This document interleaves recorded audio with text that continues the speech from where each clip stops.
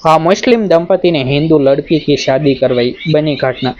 हाँ, उत्तर प्रदेश के एक छोटे से कस्बे देवपुर में 12 साल की एक मासूम बच्ची रहती थी। हाँ, जिसका नाम आराध्या था। उसकी दुनिया बहुत छोटी थी। हाँ, लेकिन उसमें खुशियाँ बहुत बड़ी थी। हाँ, उसके पिता एक साधारण मजदूर थे और माँ घरों में काम करके परिवार चलाने में उनका हाथ बंटाती थी। हाँ, गरीबी थी, संघर्ष था। हाँ, लेकिन परिवार में प्यार की कोई कमी नहीं थी। आराध्या स्कूल जाती थी। हाँ, पढ़ाई में तेज थी। हाँ, और सपना देखती थी कि एक दिन बड़ी होकर अध्यापिका बनेगी। हाँ, मगर किस्मत को कुछ और ही मंजूर था। हाँ, एक बरसाती रात ने उसकी पूरी जिंदगी बदल दी। हाँ, उसके माता पिता जिस बस में सफर कर रहे थे, हाँ, वह एक दुर्घटना का शिकार हो गई। हाँ, कुछ ही घंटों में आराध्या के सिर से माँ बाप का साया हमेशा के लिए उठ गया। हाँ, 12 साल की बच्ची एक झटके में अनाथ हो गई। हाँ, रिश्तेदारों ने शुरुआती दिनों में सहानुभूति तो दिखाई। हाँ, लेकिन कोई भी उसे अपने घर रखने को तैयार नहीं हुआ। हाँ, कुछ लोगों ने कहा कि हाँ, लड़की की जिम्मेदारी बहुत बड़ी होती है। हाँ, कुछ ने गरीबी का बहाना बनाया। हाँ, धीरे धीरे सब अपने अपने जीवन में लौट गए और आराध्या अकेली रह गई। हाँ, वह कई दिनों तक गांव के मंदिर के पास बैठकर रोती रहती थी। उसे समझ नहीं आता था कि अब वह कहाँ जाएगी, हाँ, क्या करेगी और उसका भविष्य कैसा होगा। हाँ, उसी गांव में एक सम्मानित मुस्लिम परिवार रहता था।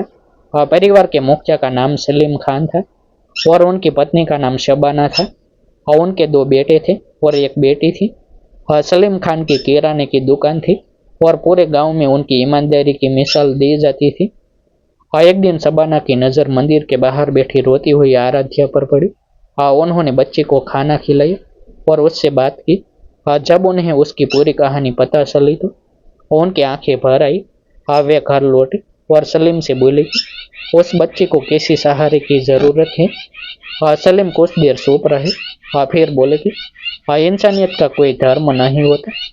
अगर एक बच्ची मुसीबत में है और हम मदद कर सकते हैं, हाँ, तो हमें पीछे नहीं हटना चाहिए। अगले दिन दोनों पति पत्नी आराध्या के पास पहुंचे और उसे अपने घर ले आई। गांव में यह खबर आग की तरह फैल गई। हाँ, कुछ लोगों ने उनकी तारीफ की। हाँ, लेकिन कुछ लोगों ने सवाल भी उठाए। हाँ, किसी ने कहा कि हाँ, दूसरे धर्म की बच्ची को घर में रखना ठीक नहीं है। हाँ, किसी ने कहा कि आगे चलकर समस्याएं खड़ी होगी।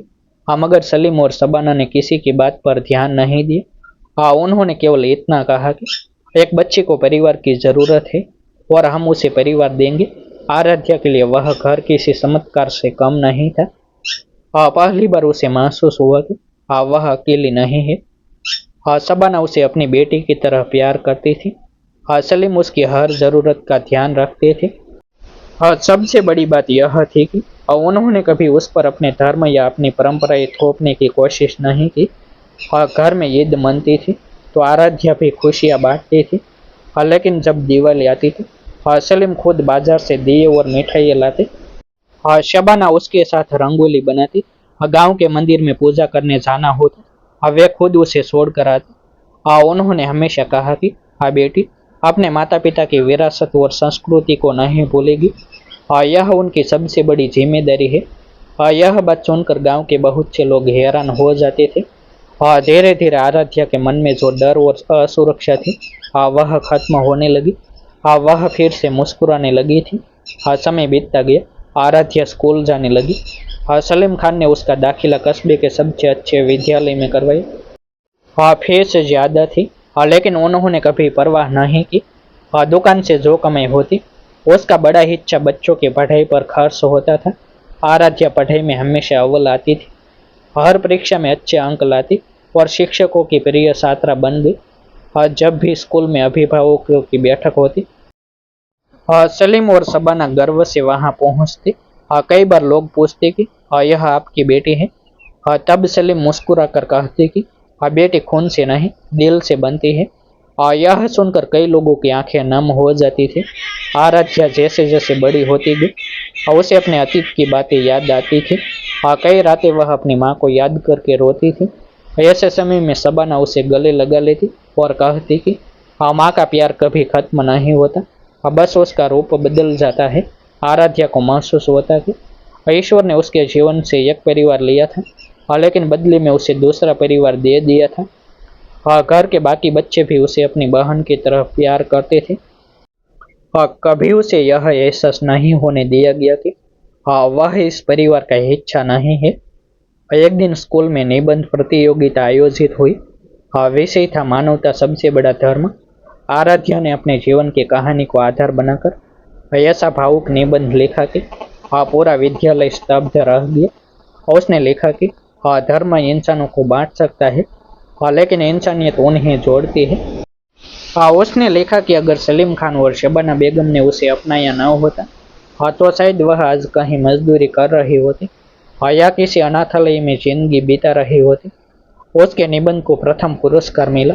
हाँ, जब मंच पर उसका नाम पुकारा गया तो हाँ, उसने पुरस्कार अपने माता पिता सलीम और शबाना को समर्पित कर दिया।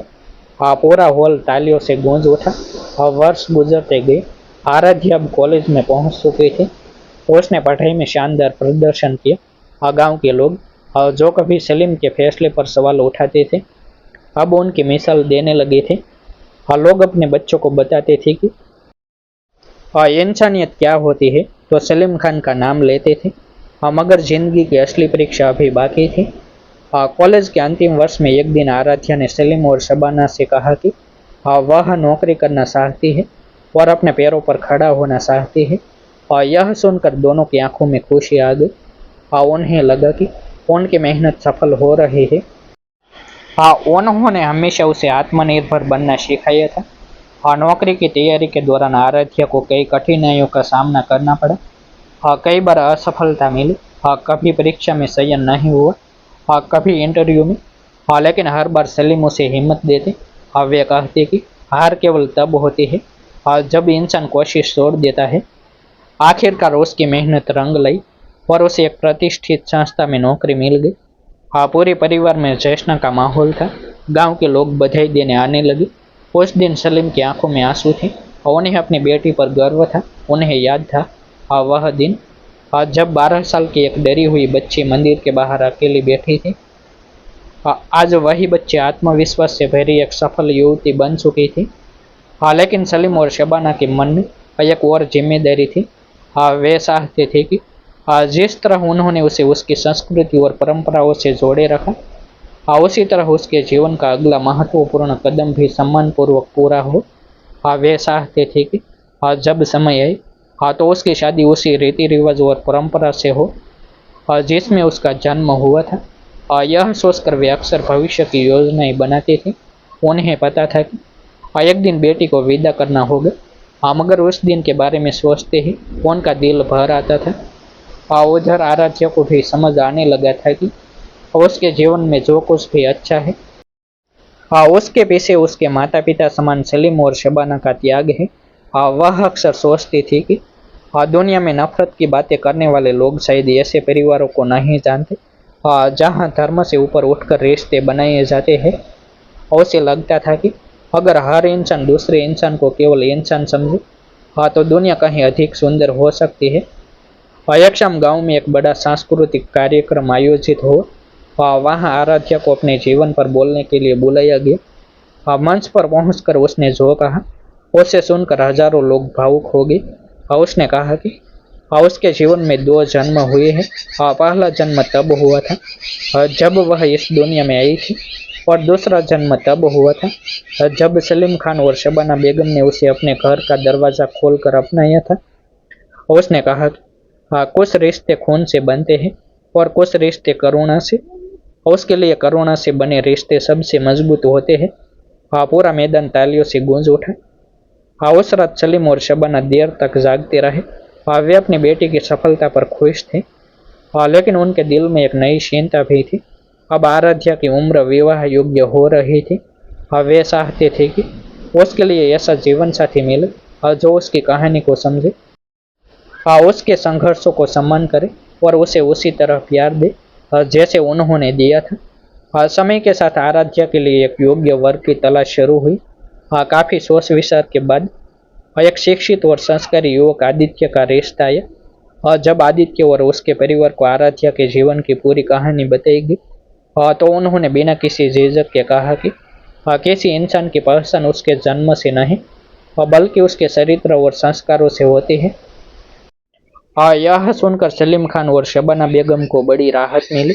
हाँ, रिश्ता तय हो गया और शादी की तैयारियां शुरू हो गई। हाँ, सबसे खास बात यह थी कि हाँ, सलीम और शबाना ने शुरू से ही तय कर लिया था कि आराध्या की शादी पूरी तरह हिंदू रीति रिवाजों से होगी। हाँ, उन्होंने पंडित से शुभ मुहूर्त निकलवाया। हाँ, विवाह की सभी रस्मों की जानकारी ली और हर व्यवस्था में कोई कमी नहीं छोड़ी। और गांव के लोग यह देखकर भावुक हो उठे कि एक मुस्लिम परिवार अपनी बेटी की शादी और उसके धर्मों और परंपराओं के अनुसार कराने में कितनी श्रद्धा और सम्मान दिखा रहा है। हाँ, शादी का दिन आ गया। मंडप सजा हुआ था। हाँ, मेहमानों की भीड़ थी और वातावरण खुशियों से भरा था। हाँ, जब आराध्या दुल्हन के रूप में मंडप में पहुंची तो उसकी आंखें नम थी। हाँ, उसे बार बार अपने दिवंगत माता पिता की याद आ रही थी। हाँ, लेकिन उसी क्षण उसकी नज़र सलीम और शबाना पर पड़ी। हाँ, उनके चेहरों पर गर्व और स्नेह साफ दिखाई दे रहा था। उसे महसूस हुआ कि हाँ, ईश्वर ने उसे माता पिता का प्यार 2 बार दिया है। हाँ, विवाह की सभी रस्में विधि पूर्वक संपन्न हुई। हाँ, कन्यादान के समय पंडित ने सलीम और शबाना को आगे बुलाया। हाँ, दोनों कुछ क्षणों के लिए भावुक हो गए। हाँ, कांपते हाथों से उन्होंने वह रस्म निभाई और उनकी आंखों से आंसू बह निकले। हाँ, वहाँ मौजूद अनेक लोगों की आंखें भी नम हो गई। हाँ, उस पल धर्म, हाँ, जाति और पहचान की सारी दीवारें मानो टूट गई थी और केवल इंसानियत दिखाई दे रही थी। हाँ, विदाई के समय आराध्या फूट फूट कर रोने लगी। हाँ, उसने सलीम और शबाना के शरण छूकर कहा, आपने मुझे केवल सहारा नहीं दिया, हाँ, बल्कि जीवन दिया है। हाँ, सलीम ने उसे गले लगाते हुए कहा, बेटी, हमारा सबसे बड़ा गर्व तुम हो।